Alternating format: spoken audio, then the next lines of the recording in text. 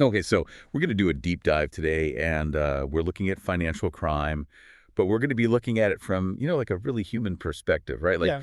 you see the headlines, millions stolen, whatever, but um, I think what we have is an opportunity to like really get into the head of somebody who's experienced fraud from both sides. Yeah, and I think what's really fascinating about this particular source is that they've experienced fraud not only as a victim, but also in their career, which is fraud prevention. And here's the thing, right? Like we're talking the source's parents, right? Both parents were convicted of financial crimes. Yeah, and it's just wild because they were driven by completely different motivations. Yeah, completely different motivations. Yeah. It's a complicated family history for sure. I mean, talk about a unique perspective to grow up in. Yeah, and it really kind of shows you that, like, the motivations behind financial crimes are so diverse. So, like, why don't we start with the mother story? Sure, yeah. So the mother, she was a payroll manager, and she embezzled almost $200,000. Wow, But she wasn't driven by greed. it's wild, Yeah, Ray. no. It's Like interesting. when you think about these crimes, I always think like, oh, it's got to be for greed, right? Like, what else could it be? Well, and that's kind of like the knee jerk, right? It's Yeah, like, oh, they wanted more money. But in her case, it was, according to the source, it was to help other people. like people in need. Yeah, people in need. It's wild. I mean, I guess that brings up like what kind of pressure leads a person to do that kind of thing. I think this is where we can start to look at some of those systemic issues that really contribute to these desperate acts. Yeah, I mean, I would imagine, like, I mean, is it, lack of affordable housing, Oh. healthcare costs, like predatory lending practices, or Yeah. like, are these things that kind of push people, to these extreme measures, like when their basic needs aren't met? I think that's absolutely a factor, right? Like if you're constantly struggling to just survive, put food on the table, keep a roof over your head, it's understandable, not justifiable, but understandable how someone might make choices that they wouldn't otherwise make. And I guess it kind of shows that there's more to the story than what we see on the surface, right? Right. And I mean, we're not condoning it, right? Right. But we are trying to understand what are the circumstances that might lead someone to that point. Exactly. Because I think that's important. Yeah, for sure. So, okay, so the mother trying to help other people. Now, the father, total different story.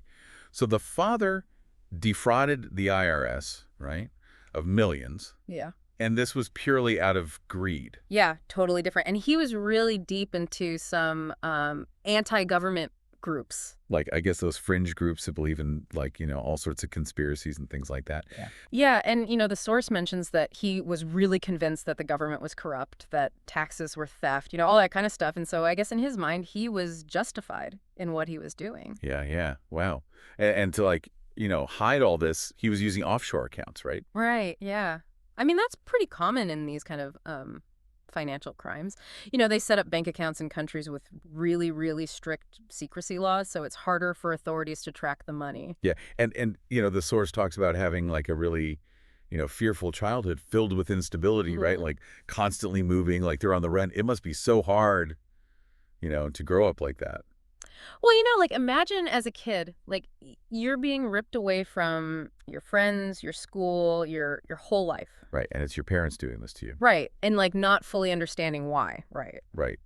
And it just speaks to the damage, right? Like these crimes, the ripple effect. Absolutely. It's not just about the money. It's about trust and families and communities. So like, you know, having both parents involved in these crimes, Right. one trying to help people, the other one Yeah. just, pure greed and then, on the run. It's unbelievable that the source actually went into a career of, fraud prevention. Yeah. I mean, like, why? Yeah, like why? Why not turn to, I don't know, crime yourself or something. I mean, you could understand, right, if there was some like anger or resentment there. Yeah, yeah, for But sure. instead, they channeled their experiences into something, positive. Yeah, yeah, and it's got to give them like a really unique perspective, right? Yeah. Can you imagine the insight? Oh, absolutely. I mean, to understand the psychology, right, of both victims and perpetrators. It's like a front row seat to like the motivations and like the techniques of like how they do it. Right. Because you grow up seeing it firsthand. Right.